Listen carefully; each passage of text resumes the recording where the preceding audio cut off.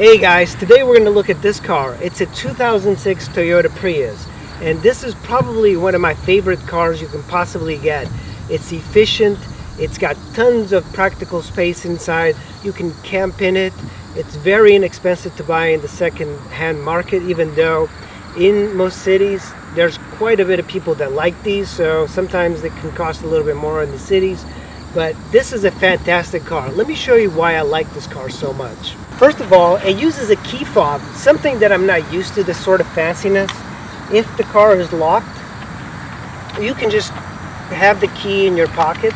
You never have to take the key out, so you can put it in your book bag, in your pockets, you can put it in the trunk, and it'll start right up. In the inside, there's a sensor that detects when you put your hand like this, so when you have the key fob in your pocket or nearby, it just opens up, so you don't even need the key. With the key in your pocket, all you have to do is hit the power button and it can stop and start the car. And since I'm used to riding and driving 90s cars, I don't have this sort of fancy stuff. This is really nice to have because I can go jogging, put the key in my pocket, I don't have to fish for it. If you ever lose the battery or the battery dies, you can use this key fob and just put it in here to start the car. Here is something that takes a while to kind of get used to. It is the joystick. Basically the transmission lever that you would have on the center console is now here on the Prius, and I kind of like this system quite a bit because you don't have to move a large handle. And then you have the neutral here, you have reverse up, then you have the drive, and then you have brake. This is a great system. You could also push this button to brake the car. This one's got two pretty large compartments here. It's even got this little tray to separate it so you have a little bit more space to put stuff. This car has got a decent radio. The speakers are pretty terrible. This is something I'm not used to, a car that cost about $30,000 when it was brand new. I would expect the radio to be a little bit better because the build quality of the Prius is not that good, considering that $30,000 at the time would have gotten you leather in most cars.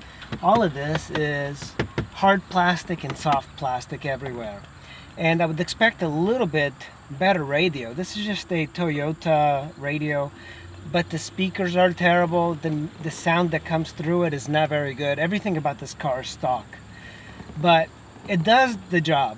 This is the radio. You could replace it, of course, but what I like about this radio, it goes with the design and the sleekness of this, for example.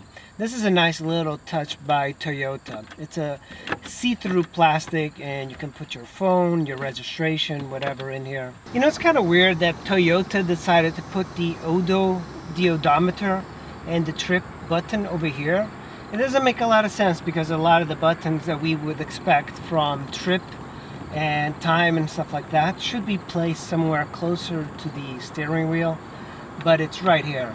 And of course you have your time, which is not entirely useful these days, and then you have your hazards. You have a button that just switches from kilometers per hour to miles per hour. It's kind of weird, like why have a button that's so large for kilometer per hour here, because it just seems like a lot of real estate dedicated for one button. Up here you have most of the energy monitor stuff and some display, climate, audio, and information. On this button you have your climate controlled, and unfortunately it's something I don't like. It's a touchscreen way of adjusting temperature. You could also adjust it from the steering wheel, but I find that I prefer to have knobs, physical knobs, so I can adjust things easy. So I have a 12-volt cigarette lighter underneath there. So this is a pretty sweet console that we have here in the Prius. You have this armrest, which is kind of hard. You'd expect a little bit more padding. That's why I have this cloth here. And also, my dog Sophie doesn't get this dirty because whatever material Toyota decided to use gets stuck a lot with fur. Underneath here, you have a pretty deep space. If you can tell where my hand goes, it goes almost to my wrist, over my wrist. And then here you have a little tray that gives you a little bit more storage, the way to break down things. I like compartmentalized stuff because then I can structure things a little bit better. Inside of here, you have an aux, so you can put your iPhone, iPod, and phone and whatever you want to listen to music directly. And then you have another 12-volt cigarette lighter. Here you have a cup holder. Here you have another cup holder. And then even here you have even more storage. One of the things I really like the Prius is that it is so roomy.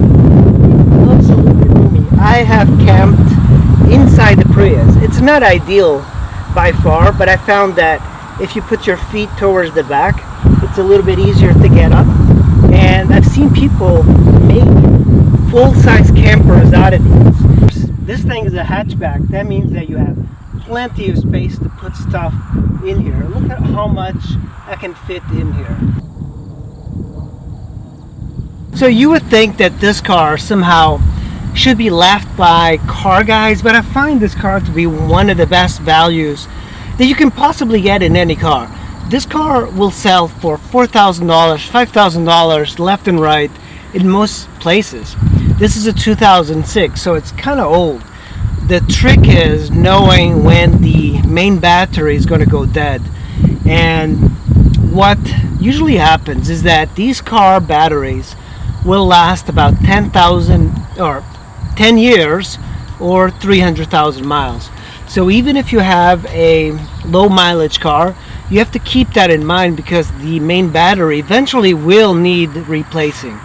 There's very few batteries that last over 300,000 miles and don't need some work.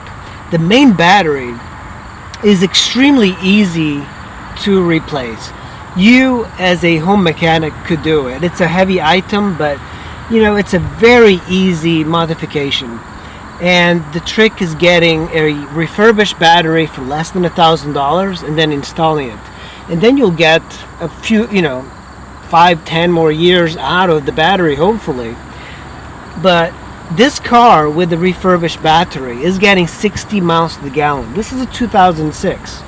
And at the time when this thing came out, people didn't think that the high expense of the hybrids would compensate for having a more expensive car and then having better mileage.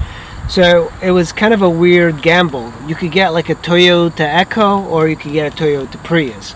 The Prius is far more useful than the Echo just because of the hatchback style. And also, you can sneak up on people using a Prius. This thing at under 25 miles an hour is just using the hybrid battery. And of course, I really like the push button start technology. I kind of wish that motorcycles would do this more often, but this is a fabulous car. If you want the car that can get you from A to B, and even if you want a car for camping, going cross country and living in it and doing some stealth camping, this might be it because it's got so much to offer. I was considering like getting a Honda Element or even something a little bit larger like a Chevy Astro van. But then when you consider that an Astro van will get like 15 to 18 miles to the gallon, a Honda Element will get 25, and this thing gets 60 miles to the gallon, that's a big deal because you can squeeze out 400 miles on this on $15 worth of gas. It's an incredible car to drive cross country. Also, another benefit is that my dog Sophie really likes this car because she can. It's very comfortable for her. The car drives very smoothly. It's not like a sports car that's bumpy. It's got a very long wheelbase, so it's easy to kind of maneuver around. One of the downsides if you ride cross country, potholes and gravel roads aren't very good because this car is very close to the ground. And even on driveways that are a little bit tall, it hits the front bumper on them. Just something to keep in mind. But it's a small sacrifice for the amount of gas savings that you would get. Oftentimes I think that it's good to get one of these cars, a gas sipper, and use it as your main car that you need to get around and save money on gas, and then have a second car like a Nissan 240 SX that's fun to drive on the weekends, or a Mazda Miata or a Dodge Viper, something like that. And then you have the best of both worlds. There's nothing wrong with driving a Prius. This is a fantastic car. I don't understand why people kind of make fun of Priuses, because they are really good vehicles. Well guys, thanks for watching this video. I will see you in the next one.